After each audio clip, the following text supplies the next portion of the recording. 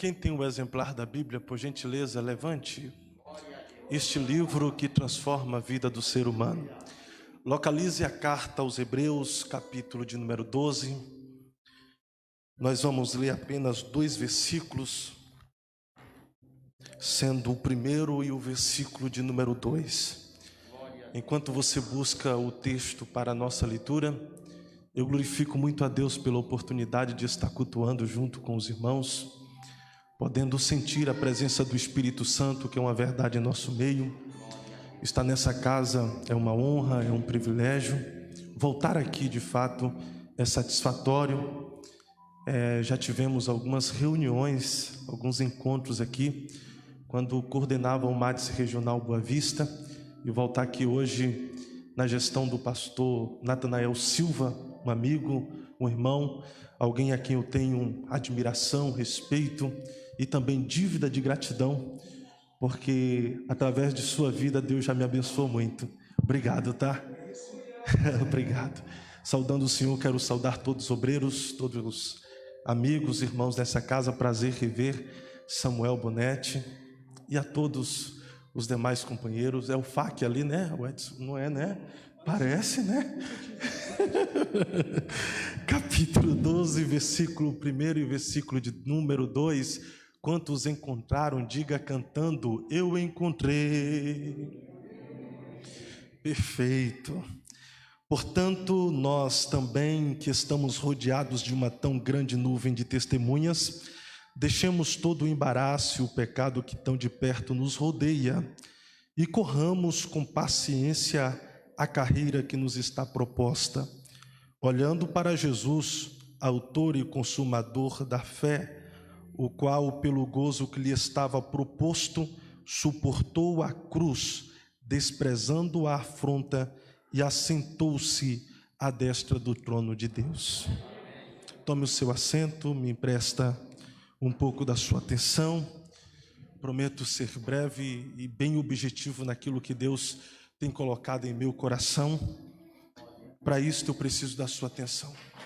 Nós lemos alguns versículos inseridos dentro da carta aos Hebreus, carta esta muito importante para o cristianismo, para a igreja, em especial a igreja que levanta a bandeira do protestantismo, até porque dentro dessa carta, alguns dos seus versículos doutrinários rege a nossa fé.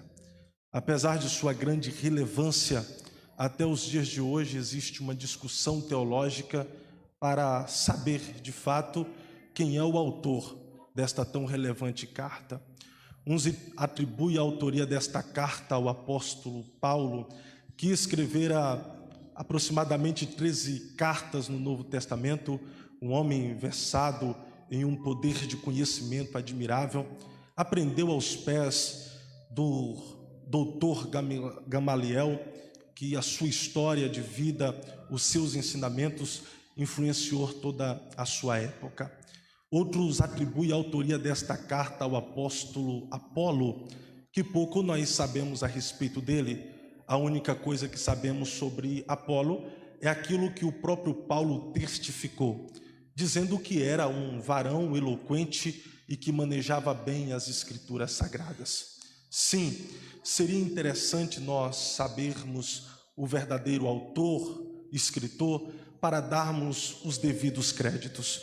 Mas o que nos alegra é saber que o que faz dessa carta ser inspirada pelo Espírito Santo e ter ela inserido no contexto bíblico é que quem escreveu, seja Paulo, Apolo ou algum outro apóstolo, este fora alcançado pelo Evangelho de Jesus Cristo.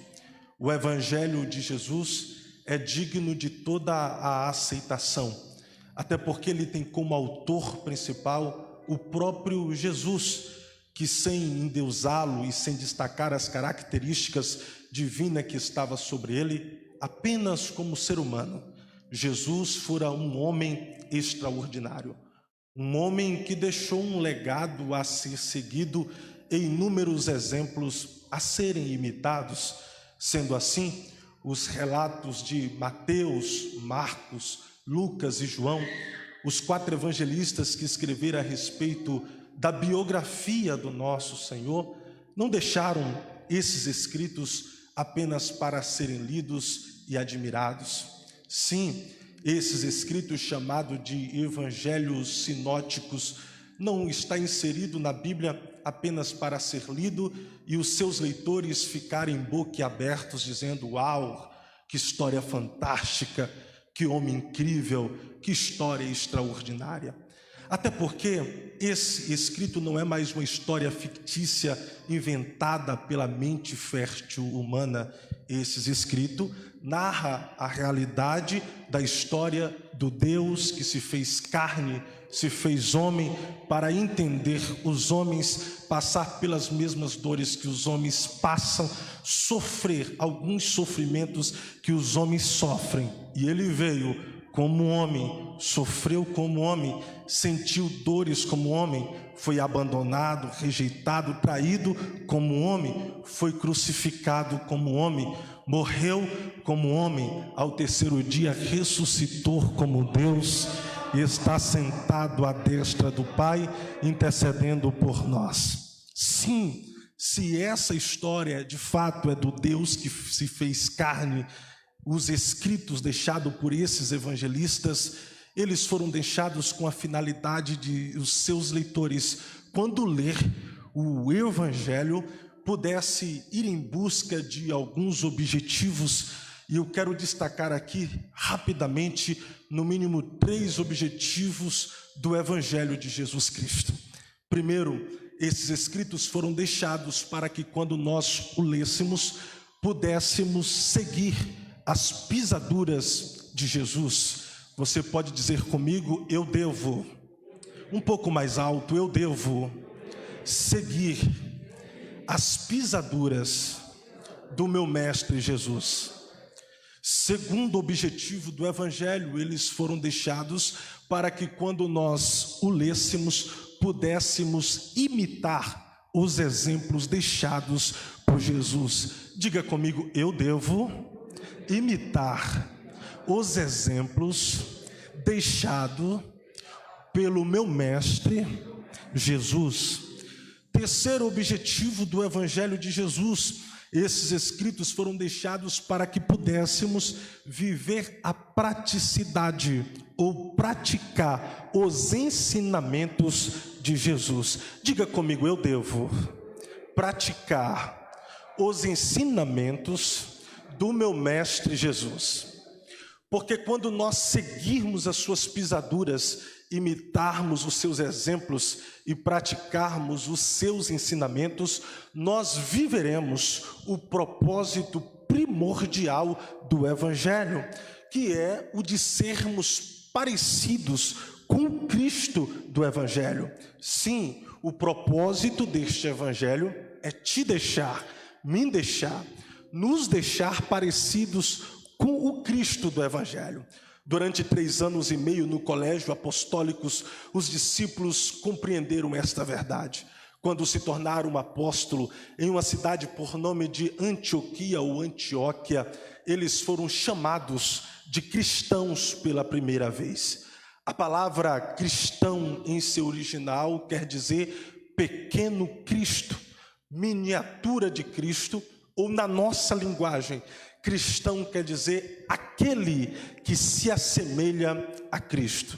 Vale a pena salientar aqui que não foram os apóstolos que se autodenominaram como cristão, não foram a igreja primitiva que se auto-intitulara como cristã, mas fora a própria sociedade ímpia, mundana e entregues a todos os tipos de pecaminosidade de Antioquia, ao ver a forma como os apóstolos andavam, falavam, se comportavam, expressavam os seus sentimentos, fizera esta sociedade olhar para eles e ver uma semelhança com o Cristo do evangelho. Se eu pronuncio com os meus lábios que eu sou cristão, mas nos departamentos da sociedade a qual eu vivo, me comunico e me relaciono, as pessoas não conseguem ver em mim uma semelhança com o Cristo do Evangelho. Eu estou vivendo tudo menos o Evangelho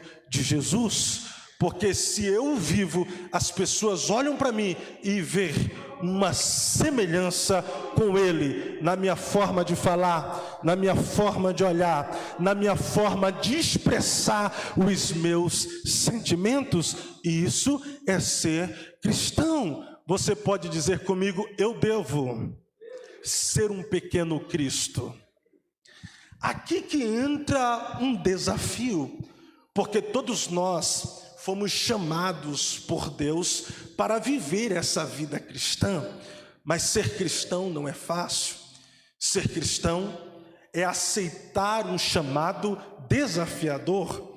Quando nós aceitamos este chamamento divino, nós, ao aceitarmos, entramos em uma guerra, entramos em um campo de batalha, e nessa guerra não existe duas opções: ganhar ou perder, vencer ou ser derrotado. Nessa guerra que nós estamos a pelejar diariamente, cotidianamente, existe apenas uma opção: vencer, vencer ou vencer. Ser cristão não é tão fácil assim.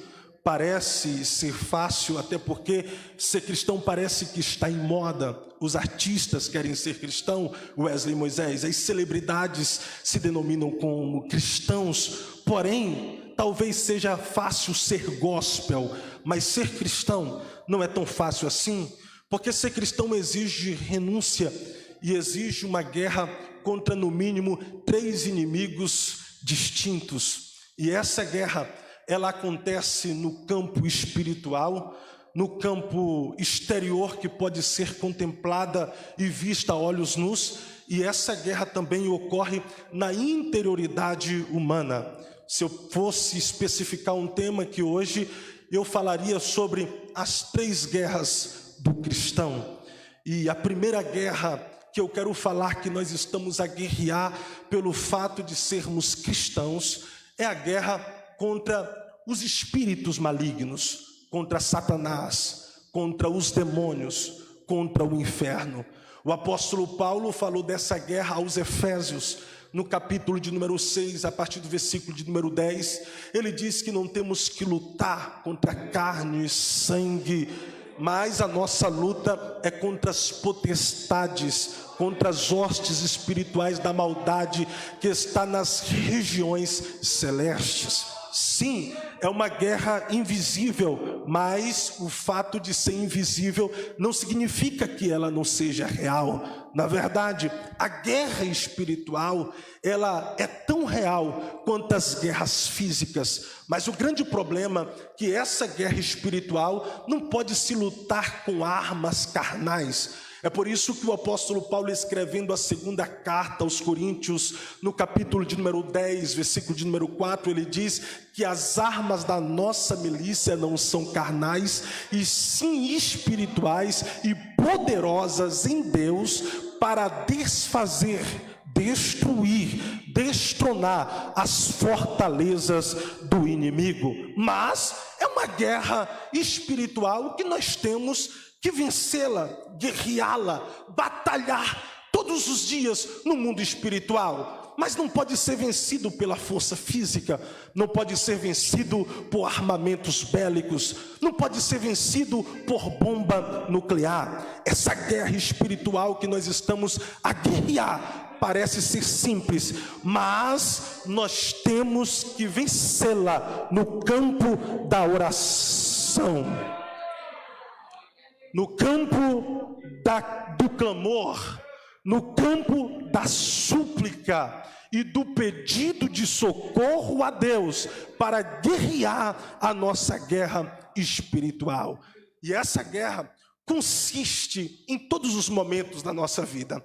O inferno está a batalhar contra nós, a trazer retaliações no lar, no casamento, no emprego, na família, no trabalho, nos departamentos da sociedade. Porém, o campo de batalha prioritário e melhor adquirido pelo inferno para guerrear contra nós é no campo da mente. Porque Satanás, ele sabe que é na mente que nós tomamos as decisões mais importantes da nossa vida.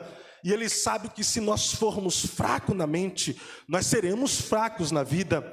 Sabe que se nós perdermos na mente, nós perderemos na vida. Sabe que se a nossa mente mandar informações para o nosso corpo de medo, nós seremos medrosos na vida. Ele sabe que o campo da mente é o campo que nos deixa totalmente vulneráveis e presas fáceis para os demônios. O apóstolo Paulo também sabia disso, ainda escrevendo aos Efésios, no capítulo de número 6, a partir do versículo de número 13, ele fala que nós precisamos nos revestir de toda a armadura de Deus, para que possamos estar firmes nos dias maus, e também estarmos protegidos e guardados, para vencermos as astutas ciladas do inimigo. Falando das armaduras de Deus, é interessante que ele ressalta uma armadura um pouco comentada, que é o capacete da salvação. Mas o capacete da salvação, não desqualificando as outras armaduras, é a grande importância do cristão para proteger a sua mente. Ainda em Efésios capítulo de número 6, Paulo ele diz que o nosso adversário usa algo chamado de dardos inflamados do maligno, conforme Paulo, dardos, setas ou flechas. Essas flechas é usada para fazer tiro ao alvo na nossa mente, na finalidade de enfraquecê-la, destruí-la, na finalidade de levá-la ao medo, ao pânico, ao pavor, à ansiedade, à depressão. E nesse período pandêmico, o mundo espiritual, se os nossos olhos espirituais estivessem abertos para contemplá-lo, nós veríamos miríades ou legiões de demônios, seja nos muros da cidade, nos postes da cidade, ao sairmos deste santuário, porque aqui ele não entra, porque aqui está guardado, aqui foi consagrado para ser casa de oração, o sangue de Cristo está nos umbrais dessa porta. Mas quando sairmos daqui, os demônios nos muros, nos postes, em todas as localidades da cidade, ele está com os seus dardos, fazendo da sua e da minha mente como tiro ao alvo, pensamentos impuros, ansiedade, depressão, complexo de inferioridade, pensamentos suicidas, mutilação, faça mal ao seu próximo, mate o seu próximo, adultere o seu próximo. Se a nossa mente não estiver guardada, nós seremos atingidos por esses dardos, nos tornaremos viciados, nos tornaremos assassinos, nos tornaremos prostitutos, nos tornaremos maquiavélicos, nos tornaremos os próprios demônios encarnados. Mas se nós temos o capacete da salvação, todas as vezes que o inferno lança os seus dardos, o capacete bloqueia e não deixa chegar à nossa mente. É por isso que está escrito nos Salmos de número 91, aquele que habita no esconderijo do Altíssimo, a sombra desse que é todo poderoso descansará. Direi do Senhor, ele é o meu Deus, o meu refúgio, a minha fortaleza, e nele eu confiarei, porque se eu estou nele, ele te livrará do laço do passarinheiro, da peste perniciosa, ele te cobrirá com as suas penas, e debaixo das suas asas tu estarás seguro. A sua verdade é como escudo e bloqueio. Não temerá espanto noturno, nem seta que voe de dia, nem mortandade que assole em meio à escuridão.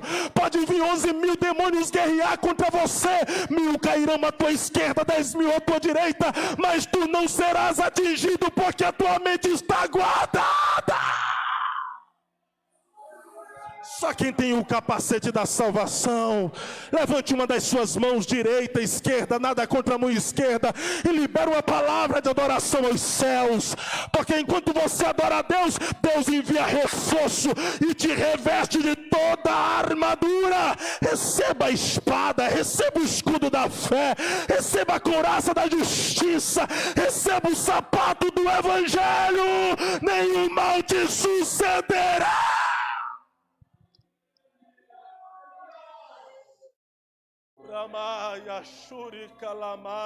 Diga comigo, estou em guerra. Diga alto, estou em guerra.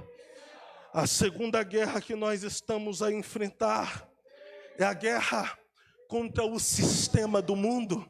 Sim, esse sistema do mundo, liderado também por Satanás, conforme o apóstolo Paulo escreve na segunda carta aos Coríntios, no capítulo 4, versículo de número 4. E o Deus deste século cegou o entendimento de todos, para que não seja revelado para eles a luz, e não lhe resplandeça aquilo que proporciona o evangelho. Sim, o Deus deste século, com a sua sagacidade, com o seu conhecimento, com os seus atributos, sim, atributos, dentre tantos eu destaco a paciência e também a resiliência, a capacidade de se reinventar ao decorrer dos tempos e das eras, a capacidade de ter nova estratégia a cada uma não atingida como alvo, a cada uma frustrada. Ele vem ao decorrer das eras, das gerações, se reinventando na finalidade de destruir toda a sociedade, principalmente aqueles chamados de conservadores. E nesse tempo, de forma visível, nós estamos guerreando de forma ferrenha uma batalha contra o Deus deste século que está governando esse sistema. Desde os primórdios, Satanás, ele vem através do sistema tentando desconstruir aquilo que foi construído através de pilares que nós chamamos de conservadores, princípios absolutos e valores inegociáveis. Mais do que nunca, nós vemos agora, a olhos nus, o diabo querendo transformar aquilo que é verdade em mentira e a mentira em verdade. Ele quer que seja aceito aquilo que é para ser reprovado e quer que nós estejamos reprovando aquilo que é para ser aceito. Ele quer transformar o errado em certo e o certo em errado. Mas de que forma ele está lutando, usando essa transformação através do sistema, através de próprios seres humanos que fez um pacto com o próprio Satanás, com as suas ideologias humanas, com as suas filosofias humanas e com as suas doutrinas de demônios, aos poucos querendo doutrinar a sociedade, vem lutando. E aqueles chamados conservadores, infelizmente muitos deles já se prostraram e estão aceitando essas filosofias, essas doutrinas que aos poucos estão sendo inseridas no contexto da sociedade através das mídias sociais, redes televisivas, estão sendo inseridas na sociedade através do rádios e através de todos os meios de comunicação. Aqueles que antes defendiam os princípios, os valores que para eles eram inegociáveis e absoluto, agora estão abrindo brechas e dizendo que tem mesmo que ser flexível e tem que ter um equilíbrio. Sim, precisamos ser flexíveis, precisamos ser equilibrados, mas naquilo que não vai ferir os nossos valores e os nossos princípios, naquilo que não vai ferir a nossa fé, naquilo que não vai ferir a nossa aproximação, conexão e ligação com o eterno, mas se fere os nossos princípios, se fere a nossa fé, se nos distancia do eterno, nós precisamos lutar de forma ferrenha contra este Deus do século que quer fazer com que nos prostremos diante de suas ideologias. E para levar à frente as suas ideologias, eles prendem, eles matam, eles chamam de antiquado, eles chamam de tantos adjetivos pejorativos, mas para levar mais à frente ainda, eles vão para o Congresso Nacional, e é lá que através de suas emendas parlamentares, eles querem ferir a própria Constituição, e para isso, alguns fazem emendas dizendo que tem que rasgar algumas páginas da Bíblia, porque a Bíblia não serve mais para o contexto atual, servia apenas para o contexto cultural de Israel, mas aqui no Brasil nós não necessitamos dela. Outros dizem que tem que excluir a Bíblia da nação, apenas para que eles possam, de fato, colocar as suas ideologias como doutrina para toda essa sociedade, de forma silenciosa, de forma oculta, de forma que não seja muito perceptível. Há sim uma perseguição ao cristianismo e religiosa na nossa nação. Pode ser, de fato, não é que nós estejamos vivendo uma perseguição conforme os nossos irmãos vivem na janela 10/40, nos países declarados de fato como comunista, mas nós estamos vivendo o montar do cenário para a grande perseguição que está por vir. O ministro levanta a voz e dizendo: igreja é essencial e pode ter culto sim, ainda que seja 25%, mas outro se levanta dizendo: peraí, quem disse que você manda totalmente na Constituição? Vamos fazer uma reunião e vamos colocar a igreja no banco dos réus. E eles declaram, não de forma direta, mas declaram que a igreja não é essencial e que isso fique na responsabilidade dos governantes e dos prefeitos. De forma silenciosa, nós estamos vendo uma perseguição na igreja, não só no cenário brasileiro, mas em outras nações também. É o Deus deste século cegando o entendimento de muitos para que não seja resplandecido neles a luz do Evangelho. Mas nós, na condição de igreja, vamos continuar levantando a bandeira do Evangelho. Muitos conservadores já se prostraram, agora eles querem fazer com que a igreja se prostre também. Mas além de levantar a bandeira do Evangelho, essa igreja é protestante e nós levantaremos a bandeira do protestantismo também. Se necessário, proclamaremos o que o apóstolo Paulo disse aos Romanos no capítulo 12, versículo de número 2: não nos conformaremos com este mundo, mas o transformaremos pela renovação do nosso entendimento. Mas vão fechar o templo, as igrejas permanecerão abertas nas ruas, nas praças, nos becos, nos valados, mas vão levar vocês para as prisões. A igreja lá estará proclamando Cristo, levantando a bandeira do Evangelho e dizendo: não nos conformaremos com este mundo, mas vão matar vocês. Nos matam pela manhã, ao entardecer nós estaremos com Cristo, vivendo com Ele de eternidade a eternidade.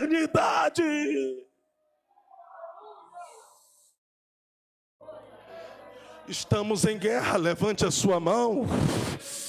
Os céus estão te chamando para guerrear. Não é simplesmente, pastor Natanael, uma briga partidária, política, ideológica. Não é simplesmente uma guerra contra um vírus, um inimigo invisível.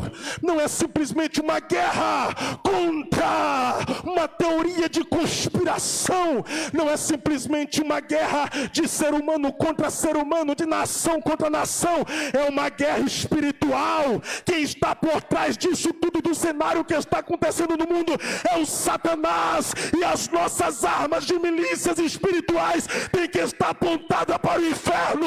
A igreja, eles não param, porque a igreja tem uma promessa. Jesus disse: eu edificarei a minha igreja e as portas do inferno não prevalecerão.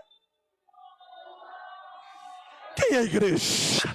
Deus está te chamando para guerrear, vai.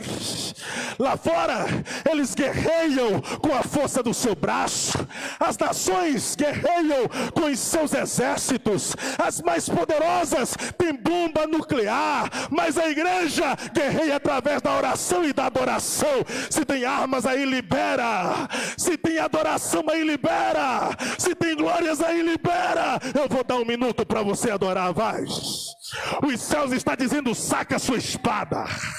Os céus estão dizendo: saca suas armas de guerra e guerreia, guerreia.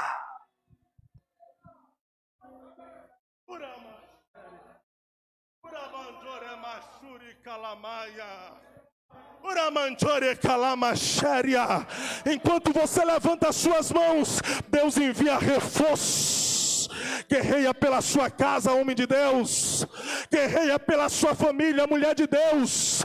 Guerreia pelos seus filhos. Guerreia pelas tuas filhas. Guerreia pela tua esposa. Guerreia pelo teu esposo. Cadê os guerreiros? Cadê as guerreiras? Deus está te chamando para guerrear. Não é o teu filho, não é a tua filha, não é o teu marido, não é a tua esposa que vai sair da sua casa, mas quem sairá de lá será o Zé Pilintra, Tranca-Rua, Exu Caveira, Sete Facada, Maria Padilha. Quem sairá de lá será a Pombagira, e as portas do inferno não prevalecerão.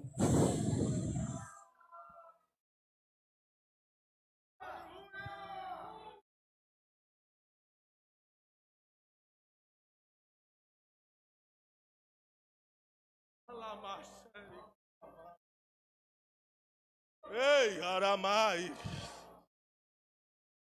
Olha esse renovo que desce sobre a tua vida aí agora. Ei, amando, yamando, yekemin choremas. Olha armaduras de Deus descendo.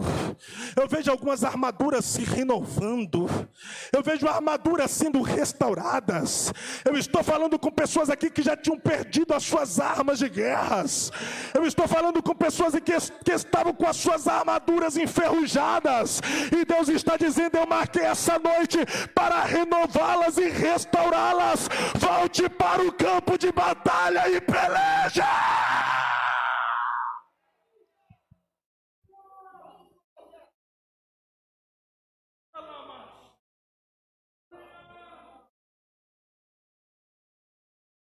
A terceira guerra que nós estamos a enfrentar não é uma guerra espiritual, não é também uma guerra física que pode ser vista e contemplada.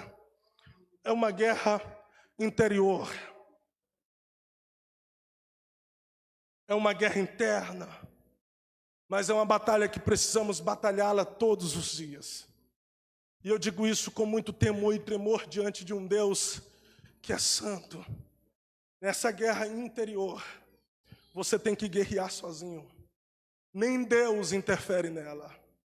Nessa guerra, Deus colocou a chave da vida em suas mãos.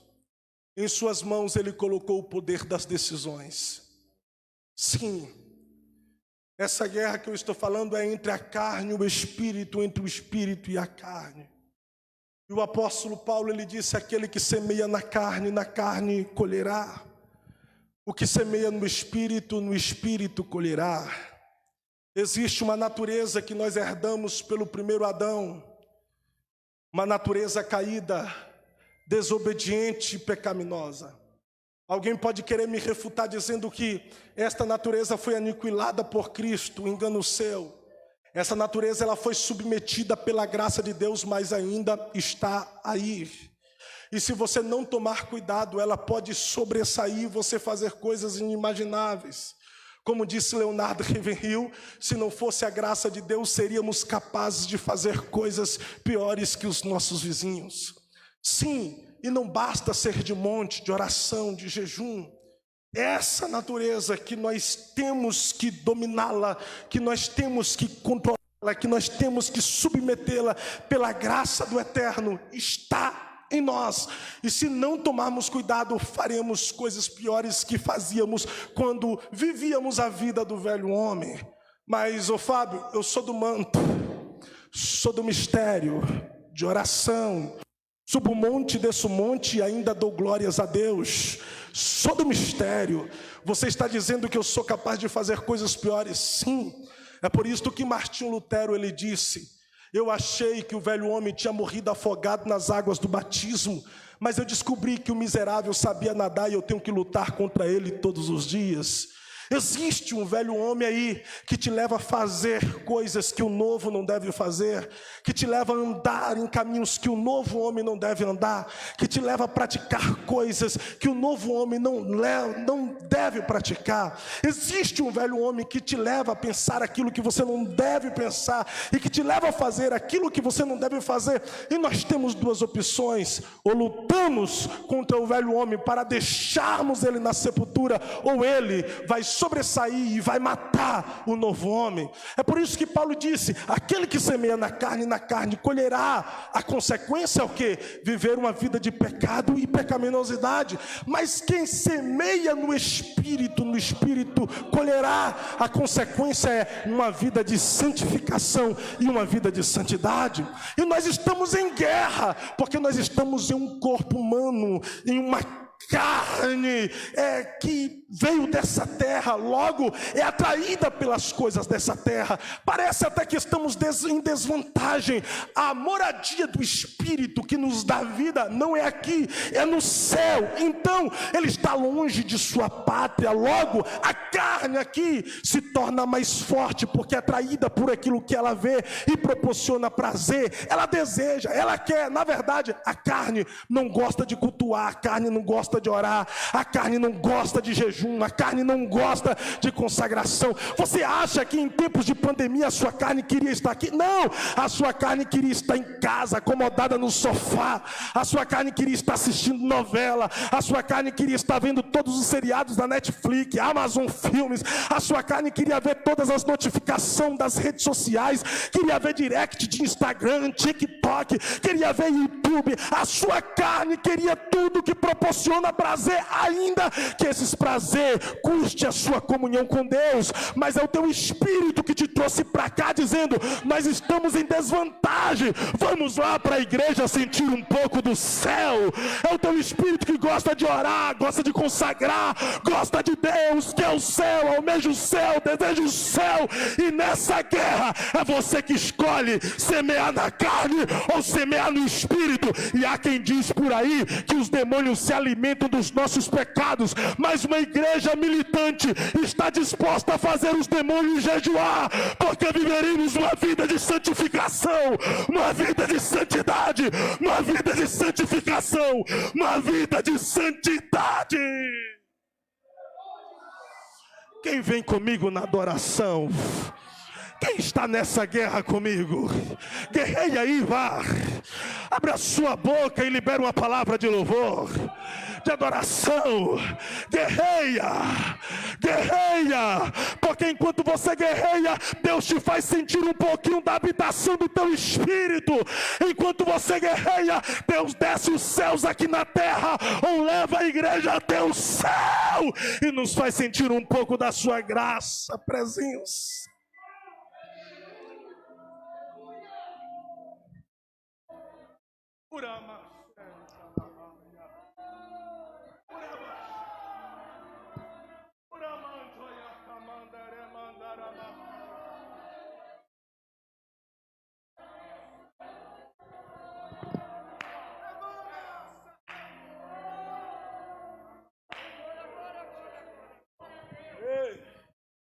Eu encerro aqui a minha fala dizendo que é por isso que o autor aos Hebreus, no capítulo de número 12, sabendo dessas guerras que nós estamos a guerrear diariamente, ele escreve aos irmãos, exortando-os a permanecer na fé e na santificação, porque ele sabia que devido a essa guerra, muitos enfraqueceriam na fé, se abalariam na fé, outros desistiriam da fé, ainda outros se apostatariam da fé, outros abandonariam a fé.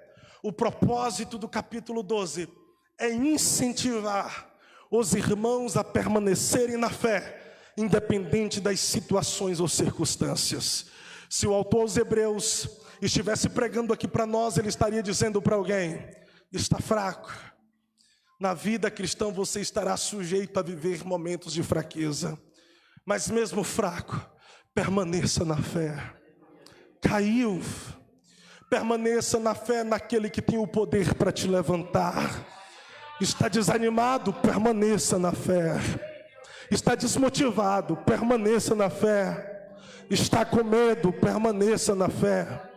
As portas se fecharam? Permaneça na fé. Está sendo perseguido? Permaneça na fé. Está sendo incompreendido? Permaneça na fé. Não tem mais oportunidades? Permaneça na fé.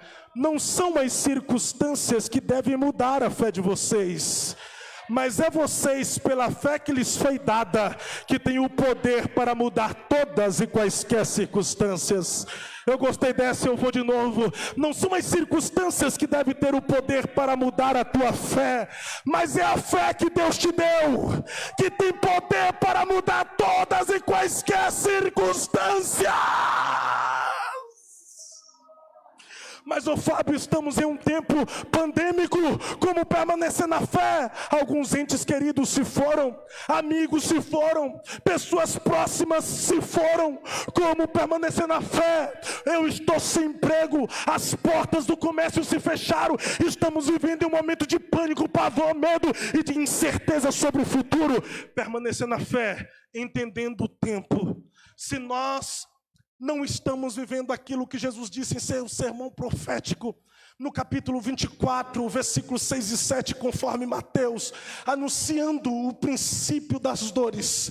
Nós já vivemos situações semelhantes e piores que esta, mas pela fé a igreja rompeu e continuou. Quer ver uma coisa? A humanidade passou pelo período da peste negra, 50 milhões de mortos na Europa e na Ásia. A igreja estava lá e pela fé a igreja rompeu.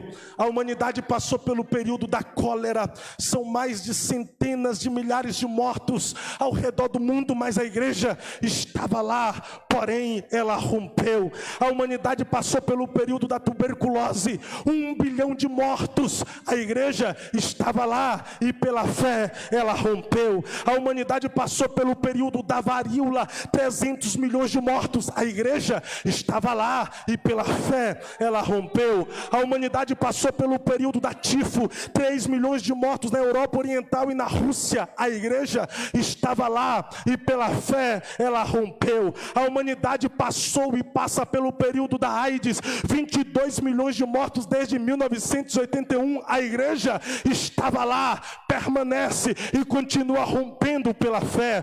A humanidade passou pelo período da malária, 3 milhões de mortos por ano desde 1980, a igreja estava lá e rompeu pela fé. Então não é Covid-19, coronavírus, governadores, prefeitos, ditadores, não é inferno, não é demônio que vai parar a fé da igreja. A fé da igreja não está na OMS, Organização Mundial da Saúde. A fé da igreja também não está na ONU. A fé da igreja não está em governadores, em presidente, em reis, em estadistas, em imperadores. A fé da igreja está naquele que tem o antídoto para todos os vírus, todas as doenças. Vamos romper, vamos romper, vamos romper, vamos romper pela fé. Quem vai romper? Quem vai romper? Por um minuto libera uma palavra de louvor. Por um minuto libera uma palavra de adoração. Eu vou dar um minuto para você adorar. Enquanto você adora, Ele renova a tua fé. Abra sua boca e adore. Se você tem glória, dê glória. Se você tem aleluia, dê aleluia. Porque enquanto você adora, Ele renova a tua fé para romper. Ele renova a tua fé para romper. Eu vou deixar você adorar o eterno.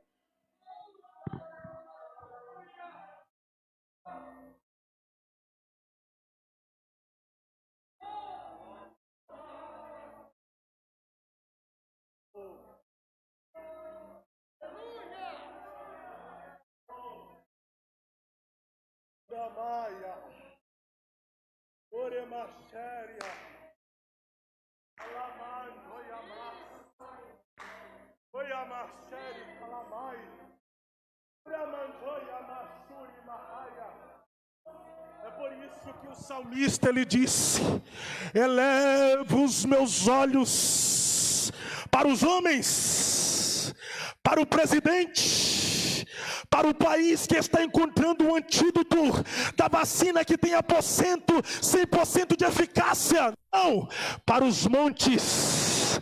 E a interrogação é: de onde me virá o socorro? Não vem da terra, ele vem do Senhor, que fez os céus e a terra.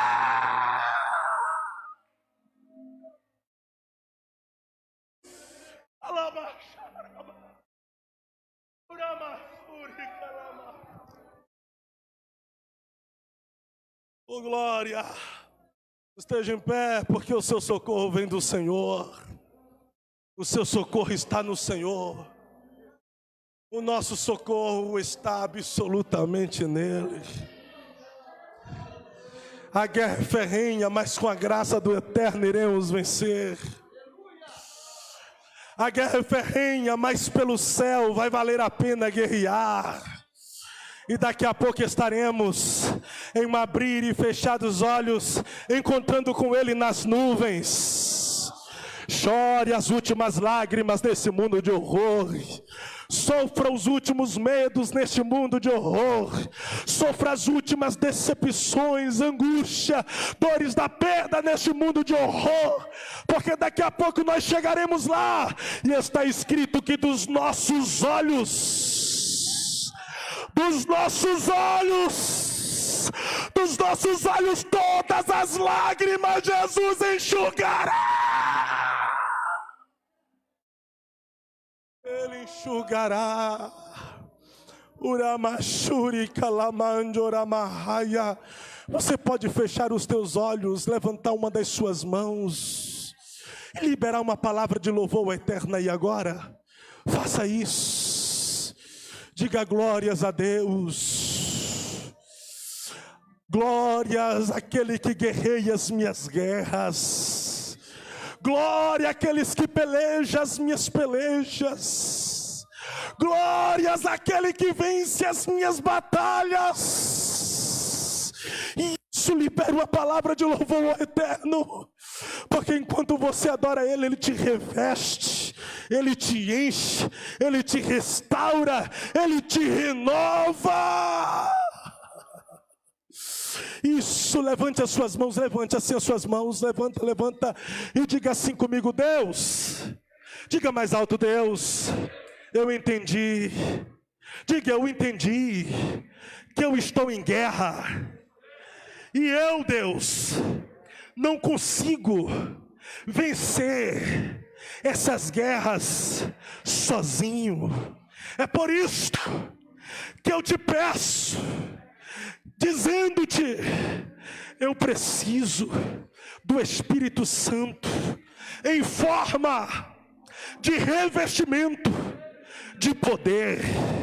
Agora coloca a sua mão assim na cabeça, coloca, e ore comigo dizendo: Deus, eu sei que o ser humano não suporta a totalidade do Espírito Santo, mas eu te peço, o quanto for possível eu receber do derramar do Espírito Santo em forma de revestimento de poder, derrama sobre a minha vida hoje, nessa noite, agora, por favor, Deus.